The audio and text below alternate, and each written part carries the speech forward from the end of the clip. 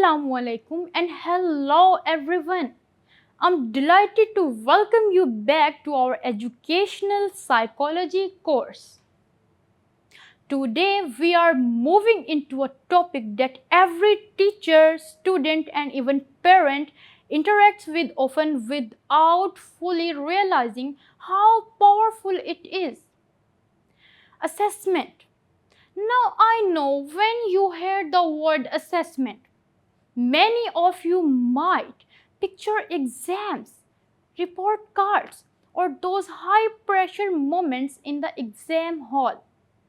But in reality, assessment is much more than that. It is the heartbeat of effective teaching and learning. It tells us what's working, what's not. Where do we go next?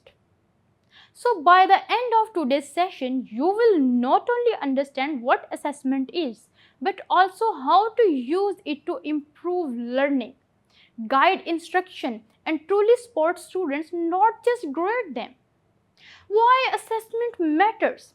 So, let's take a closer look at what makes assessment a vital part of the learning process, not just as a tool for measurement but as a guide for growth, reflection, and meaningful changes in the classrooms.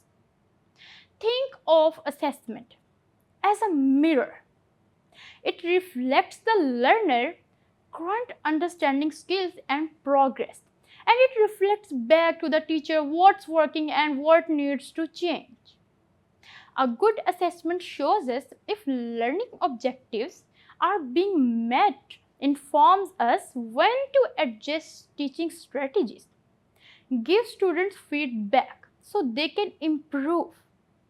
Imagine teaching a class for an entire month without checking if anyone actually understood the material. You would be walking in the dark. Assessment switches the lights.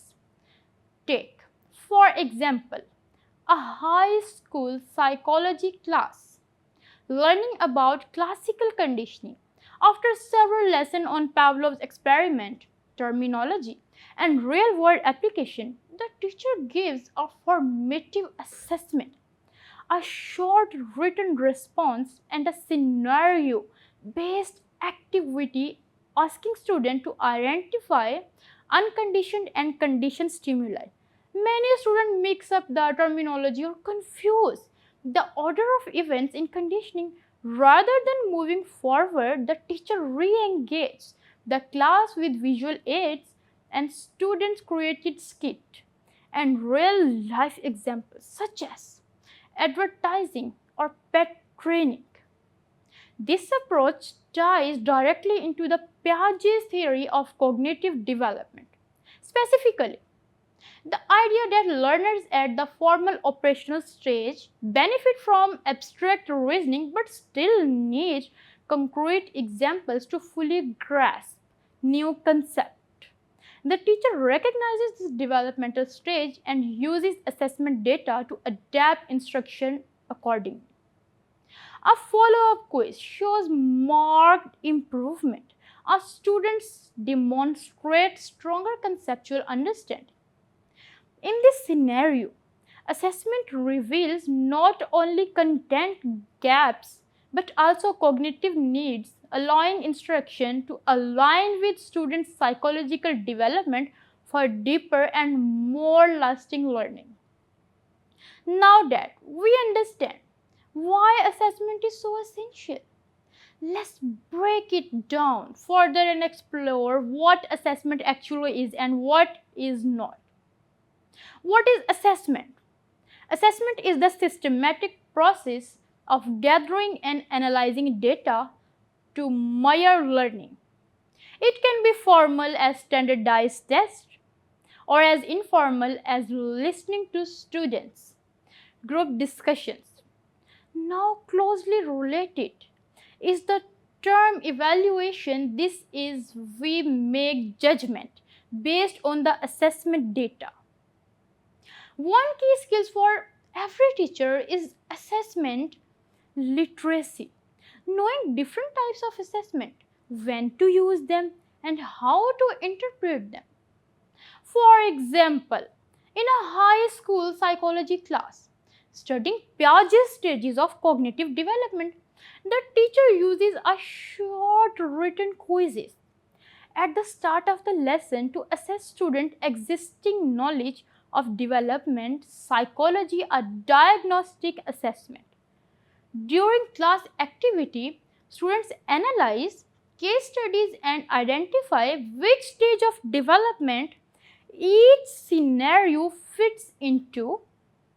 As the teacher listens to their reasoning, she uses formative assessment to measure their understanding and address misconceptions. At the end of the unit, students complete a project where they apply developmental theories into the real situations. The teacher evaluates these projects to determine mastery, a summative assessment. So now that we have clarified that assessment is the next important question is, why do we assess in the first place? Let's explore the key purpose behind it. Purpose of assessment. Assessment have three main purposes. Assessment for learning happens during the learning process, helps teacher adjust and guide learning. Example, a quick quiz mid-week to see if students grasp yesterday's concept. Assessment of learning happens after the learning process, like final exams or end of the term projects, used to measure achievement. Assessment as learning. This is where students take an active role in self-assessment, reflecting on their progress and setting their own learning goals. Let me give you a quick real-life example. Think of a music teacher. During rehearsals, they give feedback. Assessment for learning. At the final concert, the audience hears the result. Assessment of learning. And in between, students record themselves, reflect critically, set personal improvement goals, adjust techniques, and critique their own playing. Assessment as learning. Fostering independence, ownership, and deeper understanding through active engagement and self-regulation. Now that we understand the different purposes assessment can serve, let's take a look at the two main forms it can take and how each one plays a unique role in the learning process. Forms of assessment. We can broadly divide assessment into formative, done during learning, low stakes guides improvement, summative, done at the end of high stakes measures mastery. Both are important, but they serve different purposes. A great teacher uses both, like a chef testing the dish while cooking, formative, and then serving it to the guest, summative.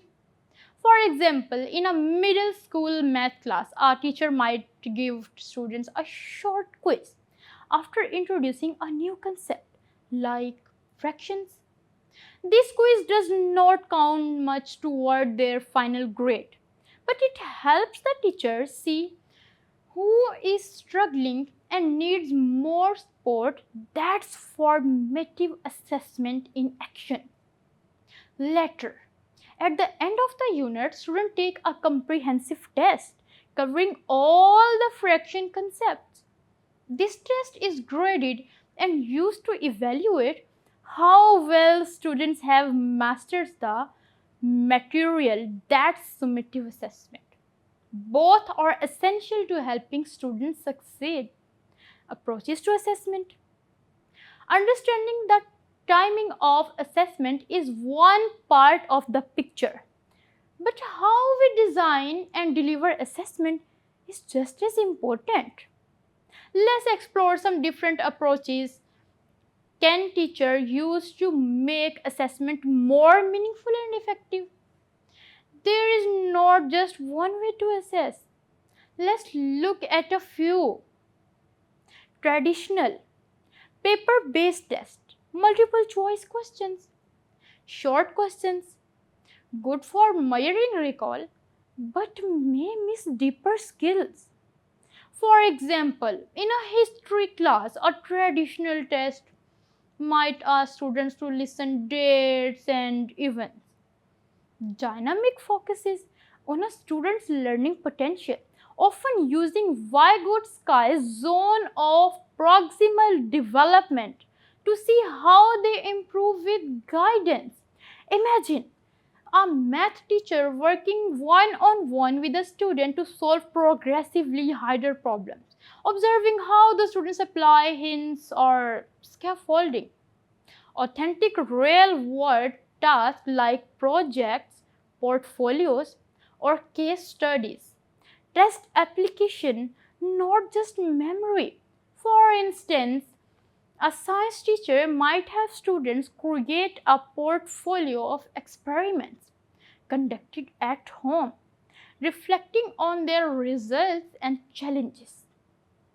Performance students demonstrate skills through presentations, experiments, or role plays. In a language class, student might perform a dialogue or debate, show their speaking and listen skill in a realistic context.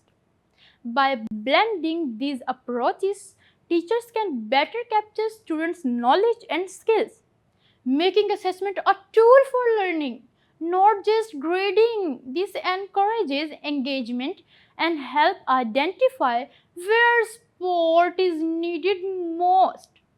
All right. To wrap up today's session on assessment, remember, assessment is not just about tests or grades.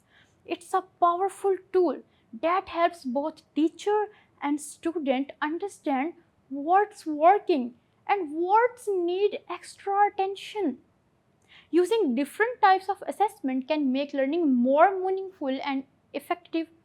In our next lecture, we will dive into assessment tools, student-focused approaches, ensuring quality in assessment using assessment data and reporting assessment results. I'm excited to explore these important topics with you to make assessment even more useful and relevant. Until then, take care, keep reflecting on what you have learned, and keep growing. Thank you so much for joining me today. See you next time. Assalamu alaikum and goodbye for now.